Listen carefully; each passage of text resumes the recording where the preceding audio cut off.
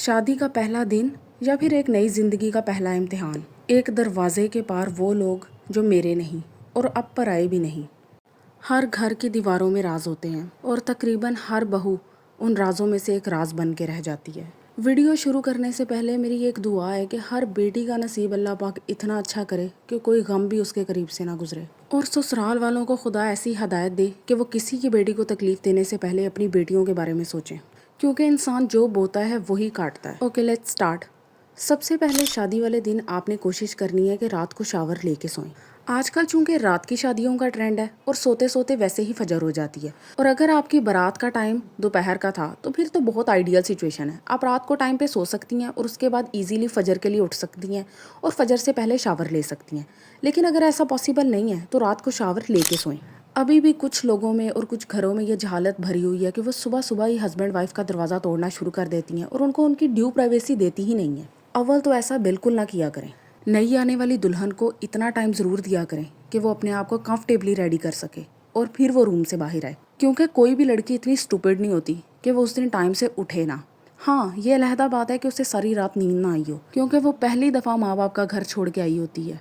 तो ज़रूरी नहीं है कि वो वहाँ से निकलते ही आके आपके घर में पुरसकून होकर सो जाए। इसलिए दूसरे की प्राइवेसी की इतनी रिस्पेक्ट ज़रूर करें कि कल को आपकी प्राइवेसी की भी रिस्पेक्ट की जाए। लड़कियाँ शावर लेके नमाज पढ़ के सबसे पहले अपना बेड क्लीन करें। उसके ऊपर कोई ऐसी चीज़ ना रहे जिस पे कल को कोई बात बना सके। रूम से सारे अंडरगारमेंट्स रिमूव करें और प्रॉपर्ली फोल्ड करके किसी ड्रॉर में रखें। अपने नाइट स्टैंड्स को भी अच्छे से क्लियर करें। किसी चीज़ को भी आपने वहाँ पे एज इट इज़ नहीं छोड़ना। बिल्कुल इसी तरह अगर आपके पास गोल्ड की ज्वेलरी है तो उसे या तो अपने सूटकेस में रखें या किसी लॉक वाले ड्रॉर में। आपने इन चीज़ों की जिम्मेदारी खुद ही उठानी है और आपने इनको किसी और के सुपुर्द नहीं करना, ताकि बाद में ना आप किसी परेशानी में आए ना आपकी वजह से कोई और परेशानी में आए। खास तौर पे गोल्ड ज्वेलरी, इसको लेके आपने बहुत माइंडफुल रहना है। जब आप इन तमाम चीज़ों से फारिग हो जाएं तो सबसे पहले अपने बाल बना लें, ताकि अगर कोई रूम में एंटर हो भी जाता है तो आपके बाल ना बिखरे हों, बाल लाजमी बने हों। उसके बाद आपने ड्रेसिंग करनी है। अब ड्रेस किस तरह का होना चाहिए? ना तो बिल्कुल ही सादा और ना एक्स्ट्रा हैवी। इसे कहते हैं सेमी फॉर्मल ड्रेस, और मोस्टली ये फॉर्मल ड्रेस से भी ज़्यादा महंगा पड़ता है, जिसपे थोड़ी सी एलिगेंट एम्ब्रॉयडरी, थोड़ी सी एलिगेंट स्टोन वर्क, और फर्स्ट डे के लिए यूनिक कलर्स चूज़ करें। जैसे मैं आपको ये शो कर रही हूँ, powder blue, powder pink, pastel green, mint, फिरोजी, इस तरह के कलर्स। और अगर आप बिल्कुल ट्रेडिशनल वेयर की तरफ जाना चाहती हैं तो रेड और गोल्डन। इसके अलावा येलो, ऑरेंज और ग्रीन का टच भी ऐड किया जा सकता है।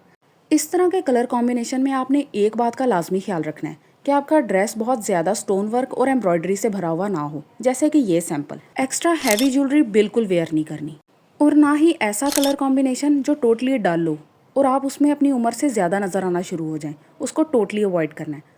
उसके बाद आपने अपनी आई केयर करनी है। चूँकि नींद भी नहीं पूरी हुई होती, इंसान थका भी बहुत होता है, मेंटली और इमोशनली भी टायर्ड होता है, तो आपने आइज़ का ख़ास ख्याल रखना है। आई क्रीम अपने पास रखनी है और उसको लाजमी अप्लाई कर लेना है, और कोशिश करनी है कि आँखों को डीप ऑफ कर लें। उसके लिए एक ट्रिक है कि आप अपने पास यूज़ टी बैग्स रख लें, किसी भी शॉपर में छोटा सा, और 10 से 15 मिनट के लिए आँखों के नीचे लगा लें। फिर लाइट सा मेकअप अप्लाई करें, बिल्कुल लाइट सा। हैवी मेकअप हरगिज़ नहीं करना, बहुत ऑकवर्ड लगता है। आपने सिर्फ फेस को एक फ्रेश लुक देनी है। लाइट सी बीबी क्रीम लगा लें, लिप बाम लगा लें और हल्का सा आई शेडो। ब्लश है तो लाजमी लगा लें, अदरवाइज लिपस्टिक को ही ब्लश की जगह यूज़ करें। उसके बाद मिनिमल ज्वेलरी, हैवी ज्वेलरी बिल्कुल नहीं वेयर करनी। लाइट सा पेंडेंट, छोटे छोटे इयररिंग्स और बिल्कुल एक या दो मिनिमल सी रिंग्स पहननी है। इस ओकेजन के लिए सबसे अप्रोप्रिएट हेयर स्टाइल ये है कि आप बाल खुले छोड़ दें और सिर्फ क्लिप लगा लें, कोई भी खूबसूरत सा मेटल क्लिप। और अगर आप ओपन हेयर में कंफर्टेबल नहीं हैं तो लूज़ ब्रेड बना लें, इसमें भी आप बहुत अच्छी लगेंगी, लेकिन बन आपने हरगिज़ नहीं बनाना। उसके बाद चलते हैं दुपट्टा स्टाइलिंग पे। चूँकि शादी वाला घर होता है और बाहर नामहरम लोग भी होते हैं, तो इसलिए आपने सर पे लेना है अपना दुपट्टा, और अगर आप हिजाब करती हैं तो फिर तो बेस्ट है। अदरवाइज़ आपने इस तरह की लुक रखनी है, ना तो बिल्कुल टाइट सा और ना बिल्कुल ही लूज़।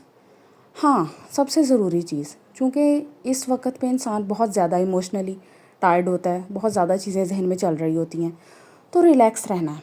सिर्फ आपने बैठना है, डीप ब्रेथ्स लेनी है, इनहेल और एक्सहेल करना है प्रॉपरली। आप बहुत ही ज़्यादा लाइट फील करेंगी। अगर फिर भी आपकी एंजाइटी कम नहीं होती तो अपने हस्बैंड से बात करें, उसको बताएं कि आप कैसा फ़ील कर रही हैं। इस चीज़ को हमेशा के लिए अपने जहन में रखें कि अल्लाह पाक ने मियाँ बीवी का ऐसा रिश्ता बनाया है कि इंसान हर तरफ से धोखा खा के इवेंचुअली अपने पार्टनर के अंदर ही सुकून हासिल करता है। इसलिए अपनी नई ज़िंदगी के पहले दिन ही आप इस चीज़ को अपनी लाइफ में इंक्लूड कर लें। उसके बाद अपने हस्बैंड को लीड दें कि वो डोर ओपन करे, ताकि आपको किसी भी ऑकवर्ड सिचुएशन को फेस ना करना पड़े। नेक्स्ट पॉइंट इज़ गेस्ट से कैसे मिलना है। आपने ना तो बिल्कुल ही शाय हो जाना है और ना बहुत over confident. Remember only one thing, be your self, B genuine, be humble, polite and confident. सबसे मिलें, एक स्माइल अपने चेहरे पे रखें।